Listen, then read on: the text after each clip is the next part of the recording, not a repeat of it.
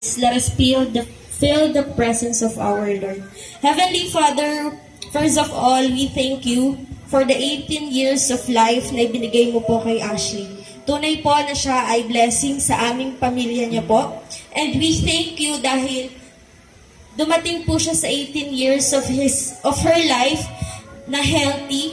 Iningatan mo po siya sa lahat ng mga pinagdaanan niya po sa buhay. Salamat din po dahil nakatapos na po siya ng grade 12 or senior high school. Lord, we pray, nagabayan mo po siya sa susunod po na season ng buhay niya, which is her college life. Lord, ikaw po yung magbigay sa kanya ng wisdom and tatag ng loob sa pag-aaral, Panginoon. Patuloy po na wag mo pong hayaan na sukuan niya po yung kanyang mga pangarap sa buhay. Lord, we are praying that the food that we are going to eat today ay maging kalakasan ng aming katawan, kagalingan po sa mga nararamdaman na hindi maganda ng lahat ng tao nandito. And Lord, we thank you for the people behind this 18th birthday ni Ashley. Patuloy mo po sila na i-bless, patuloy mo po na ibigay yung harmonious relationship within their house, their home.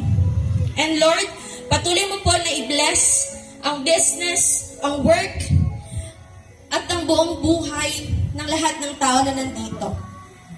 We love you, we thank you, and we are sorry for the things that we have done na hindi kalugod-lugod sa iyo, Panginoon. Maraming salamat po. We praise you. In Jesus' name we pray.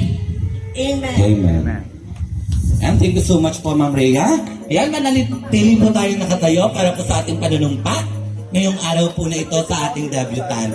Okay po, ang lahat po ay nainayahan ko pong itaas po natin ang ating mga kanang kamay sa ating panunumpa po sa ating pong celebrant. Okay? Ako banggitin ang pangalan, ako si Raymond Agustin, ay nanunumpa na hindi uuwi, tatapusin ang programa pagkatapos kumain at hindi mag-uuwi ng pagkain.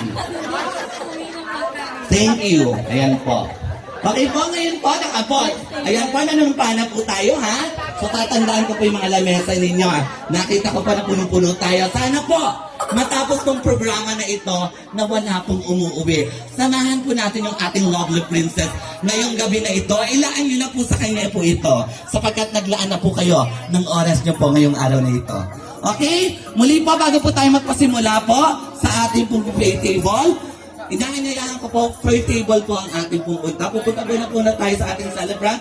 Lalapitan ko po kayo bago po kayo pumunta sa ating buffet table. Once again po, handog po yan ng Reyes and Garcia family. Ayan! Di ba nga?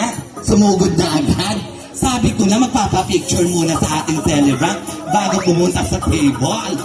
Sa buffet, okay lang. Okay, sige po.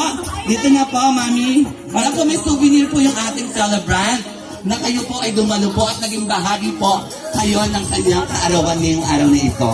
Okay po? Kayo po, punta na po kayo dito. Sama na po yung table na to.